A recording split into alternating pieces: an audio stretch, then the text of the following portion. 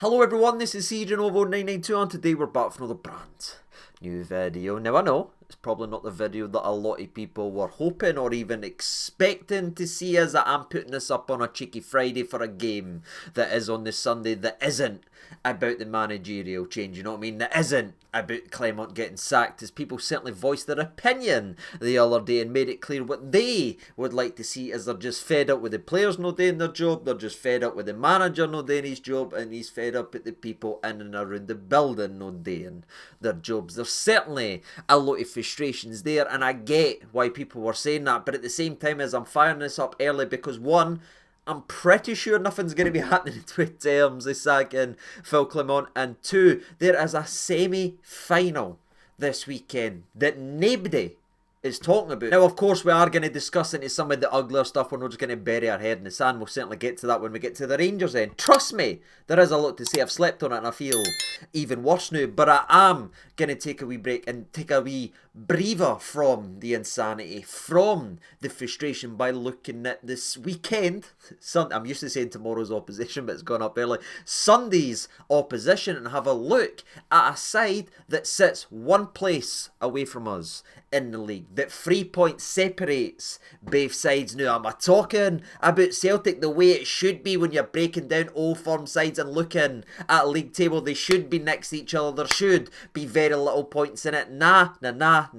We are talking about none other than Motherwell. And it is interesting to look at how they're feeling about their season and where we are, considering we are so close and that we share the exact same form over the last 5 league matches, but where we are down in the dumps and feeling like crap, surely the Motherwell fans have to be feeling pretty damn good about themselves, especially considering how they played last year, you know what I mean? Bottom 6, struggling for a lot of it. I know they eventually peeled away and finished 4th bottom, if you will, and had a good healthy point advantage over those that were in that relegation fight, but it was still an up and down iffy season for them. And coming into this season, there was not many expectations of this side going ahead and playing well and doing anything different or breaking into the top 6, never mind sitting top 4 when you get to November, especially when you consider the start of the season that they had. Those poor or iffy expectations only get worse, as their Scottish League group stage campaign was pretty rough to watch, as it took them all the way to penalties to get beyond Montrose, you know what I mean, beating them 5-4 on penalties. They then had a sort of laboured, sluggish win over League 2 side Clyde that required a late goal to pretty much wrap up that game of football. They then got beat on penalties by Championship side Partick Thistle, and you're sitting saying, by goodness gracious, this squad certainly looks rough, as their only sort of good performance or convincing win in terms of a group stage where they should be pumping teams left, right and centre was one of the teams that they pumped, which was a 3-0 win versus Edinburgh City. But that was it, ladies and gentlemen. Then they started the league campaign off. You'll remember, obviously, we played them early on in the season where we beat them 2-1 thanks to Cherny scoring an absolute scream dream. But they also started the season off, the game before that, with a goose egg, dropping a 0-0 versus Ross County. So what have they actually been up to since? Because remember, once we beat them, all the talk was negative about Motherwell. But, oh, they're going to be struggling. Oh, they've been dreadful. Oh, they can't win games. Well, and that was, no pun intended, they did go ahead to start winning games of football. And for me, their catalyst of their season to turning things around from the bleak to actually some positivity was that late winner, or I should say it was an extra time, to be fair, but it was still a 96th-minute winner versus Kilmarnock in the League Cup to get by round 2, to get beyond Kilmarnock, who again were favourites going in to that game of football, especially considering how Motherwell were actually playing. But they got that big winner, they got that boost, and they went ahead and went on a 3-game winning run, including that match, as they actually started to play some pretty nice stuff. What followed was a 3-1 spanking of Hearts. Now, it was against Naismith at the time, but at the same time, as you look at the way they played in the game, the chances they created, they were very, very good on that day, as they were versus St Johnstone. However, where it was pretty, well, everything sort of fell in their favour versus Hearts, and they took their chances and they won that game 3-1. I'd actually argue it was maybe a better back and forth style battle away to St Johnstone, as it was looking nippy. Both sides were trading blows left, right and centre, and once again Motherwell dipped into the old hat, if you will, and pulled out another late winner. This time in the 94th minute of football, but their winning run and playing well was halted by high-flying Aberdeen, as Aberdeen beat them 2-1. Now, I'm not going to go too much into this, but if you want a blunt, fair assessment of that game, they played a hell of a lot better than us in that match. Motherwell created more opportunities. Motherwell went toe-to-toe, and maybe you could argue they deserved at least something for the game, but that's the way it goes, and when it's gone for you, ladies and gentlemen, you go ahead and pick up wins. That's what Aberdeen done on the day, and that is what Motherwell couldn't get. But what was good is they were able to pull their old socks back up and get back to business as they played in the quarter-final of the Scottish Cup and managed to put out Dundee United with another late winner, this time in the 91st minute. So we've had 96th, 94th, 91, a lot of cheeky 2-1s right here, and that continued the following week as Lennon Miller went ahead and scored twice versus St Mirren in a box office game that saw penalties, that saw both sides getting red cards, but it was the Steelmen that stood tall at the end of it with yet another 2-1 win. If you haven't noticed already, they certainly love a cheeky channel favourite, and it certainly won't be the last one we go ahead and speak about, as their next game against Hibs at Easter Road was once again another 2-1 with a relatively early goal, if you will, as Andy Halliday scored in the 80th minute to actually go ahead and win at that time. And you're looking at that run there, you're looking at the teams they beat, you're looking at the points they're picking up, and you say, right, Motherwell are actually really on this, with only the Aberdeen loss sort of blemishing them at all during that run. That's so impressive, and just when you start to raise your expectations, the Motherwell side go ahead and chuck it away with their worst little run since August, as what followed was a shocking performance versus Dundee as they lost 1-0 at home in a really poor game where they just didn't perform. Then they go beat 3-0 versus Celtic, where they also got a man sent off, and if you just glance at that and you look at that on paper, you say, ah well, they must have played terrible. Celtic maybe ran over them, Celtic probably absolutely battered them, and it maybe eventually turned into that game, but you've actually got to give Motherwell brief little credit with the way they started this game, as they hit the post, they hit the bar, they created opportunities, and at least went toe-to-toe before Celtic's attack was just too much for them, which is always going to be, and they ended up losing that game, and again losing a man, this time in the 91st minute of football. Yeah, they love some late drama, but this time it wasn't a late winner. Nah, it was a man getting sent off for a shocker of a challenge from Liam Gordon, I need to say Lee Gordon there, but Liam Gordon, and I'll be honest with you, I thought that game was going to really negatively affect him, because I actually do rate Gordon as a centre-back, especially a siege-style mentality. Showed that at St Johnstone. However, they did go into their next game up at Tannadice and somehow won it. You know what I mean? As much praise as I've gave Motherwell so far with some iffy performances in there, this one is first ballot Hall of Fame iffy, because I don't know still, and I've looked into the game, I've read into the game, I've looked into it again, I still don't know how Motherwell went ahead and won this game, as Dundee United absolutely salt and peppered them from the first whistle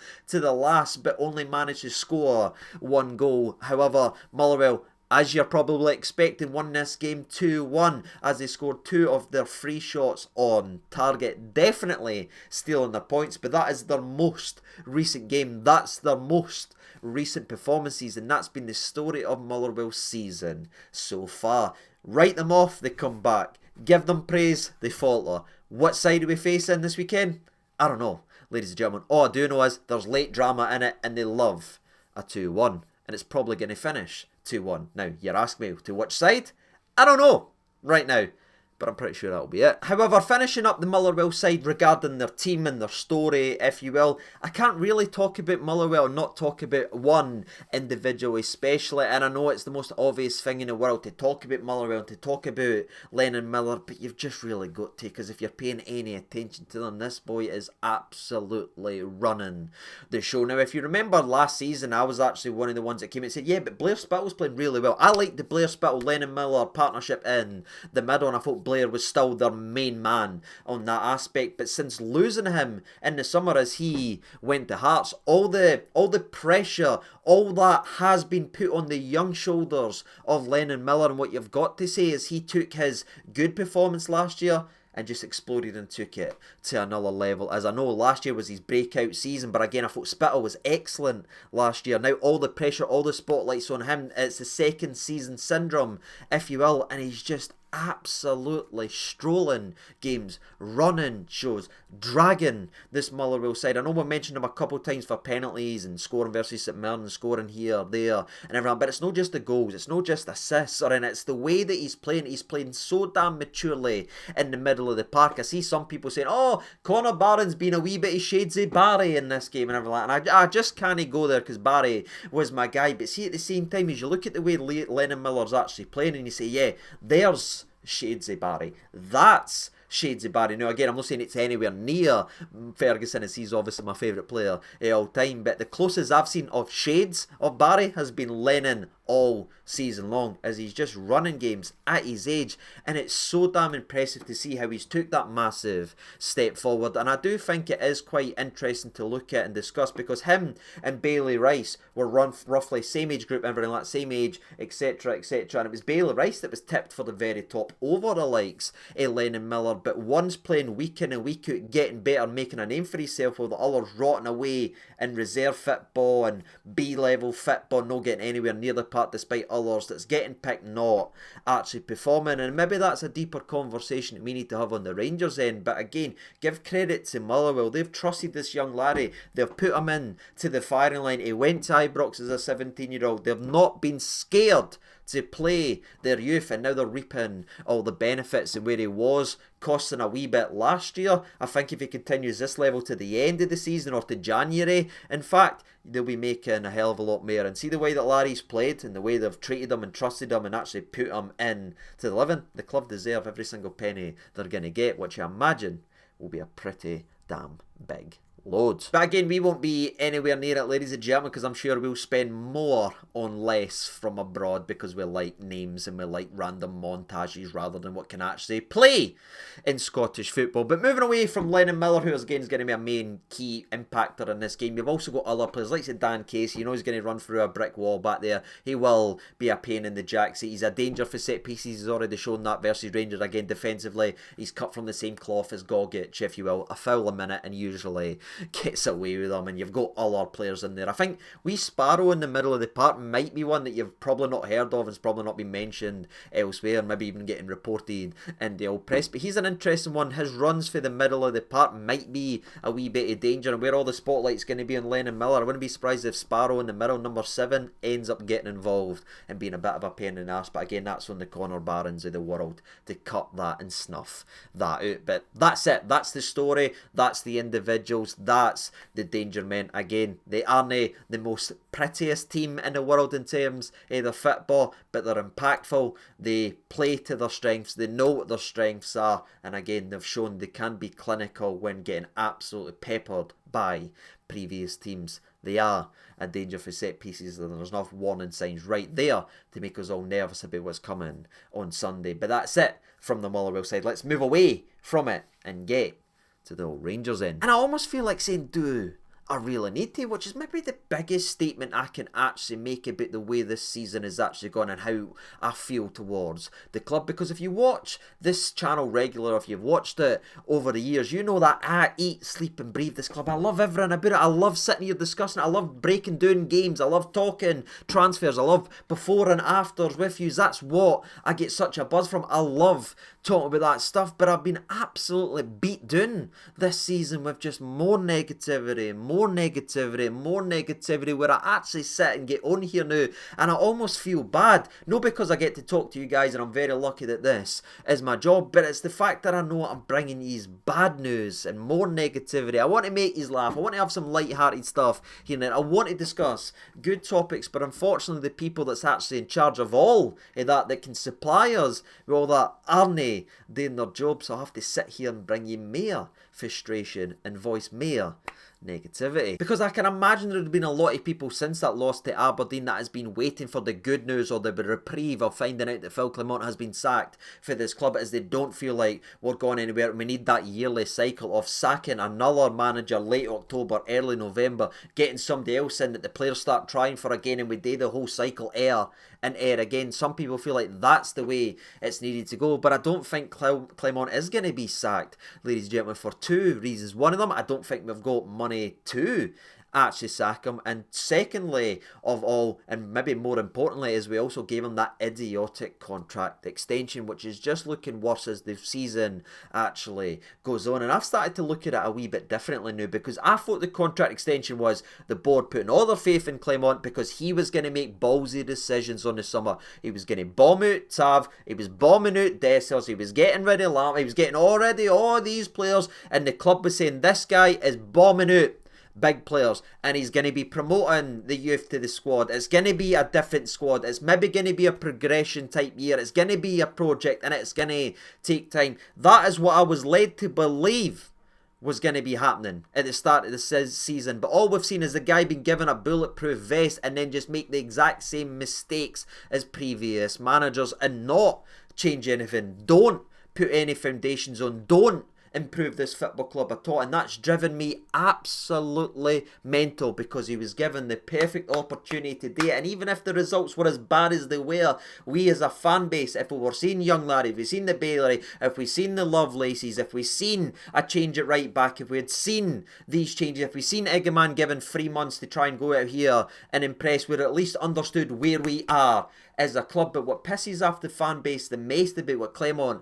is actually doing is he's running about with the majority of the team that was here last year. He's running about managing Michael Beale's team and calling it his own, saying his players need time. He's treating fans like idiots and nobody's buying it anymore. And I do look at that contract extension completely in a different light now, because it's almost a summary of what I think's wrong with the club. Is there's absolutely zero repercussions for doing your job poorly or not actually performing, not only for the manager who's been given license to do whatever he wants, and that seems to be play Michael Beale's team every week, but that's the same as the players. That's how we look at it. You know, I mean, Tavernier can play as badly as he wants. Dessers can go 8 games without scoring, moaning and huffing, playing as bad. If you're in the good books, it doesn't matter if you are playing well or no, you're picked every week. There's no that pressure anywhere to actually perform. No, I need to go at this because somebody else is going to grab my jersey. We are walking through laboured performance after laboured performance, and they're getting to play week in and week out. Why? Because Clement's no changing him. Clement's no doing it. And he's exactly the same when you look upstairs. He's no doing his job, but neither is anybody in the building at Ibrox, as half of them are empty offices right now who could probably go ahead and make some changes. But it's from the board all the way down to the players. There is zero threat. There is zero reason to uphold the standards of playing for Rangers and performing at a acceptable level, because when your levels drop, there is zero repercussions. You aren't punished, you aren't dropped, you aren't rotated, you aren't done anything wrong. You just get to play again next week. And that, for me, now when I sit and look at it, I see it's at every level.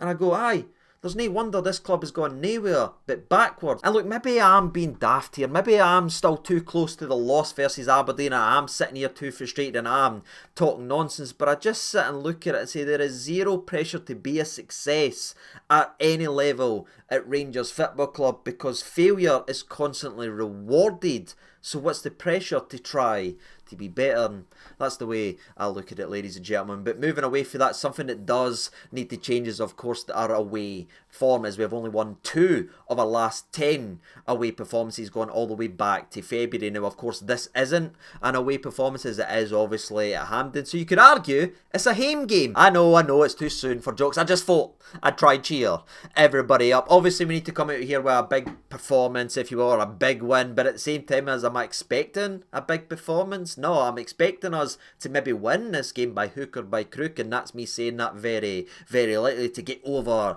the actual line. But you know what I would actually like to see at the weekend, right, along with obviously a win, but stay with me for a second. I would like to just see a full Clement team, if that is as blunt as I can actually make it, because I keep seeing him manage a side that is built of Michael Beale signings and Gio signings and whatever, Gerrard signings.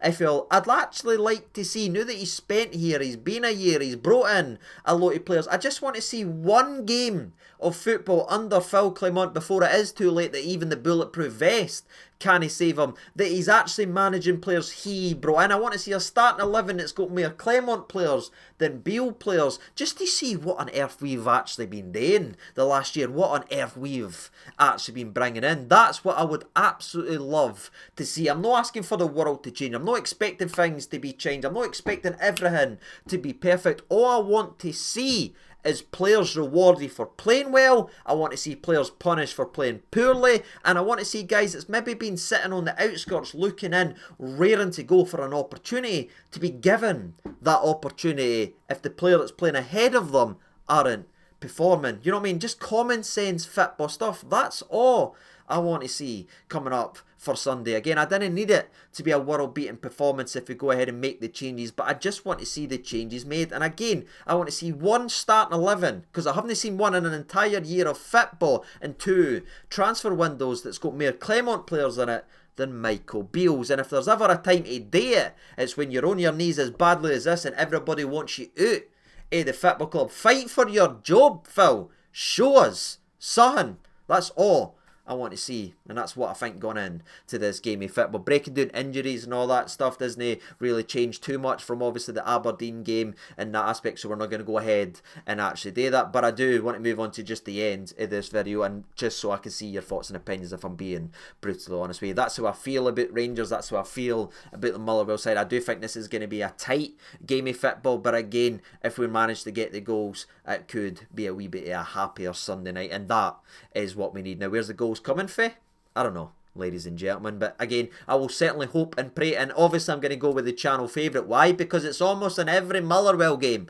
So I'm going Rangers 2, Motherwell 1, with possibly a late goal coming somewhere for either side, as that's the story that Motherwell's been involved in all season long. Hopefully it's just a consolation goal for Motherwell and nothing more severe than that, because even a bulletproof vest in terms of a contract extension won't keep filling a job. Even an empty vault at Gringotts, ladies and gentlemen, Disney save Clement if he loses this game on Sunday. So fight for your job, man. Abandon those that have abandoned you to get the sack. Play other players. That's what I'd love to see. What about you? Let me know your thoughts and opinions down there in the old comment section below. And as always, I've been Siege 2. Thank you so much for watching. All the best, and bye-bye.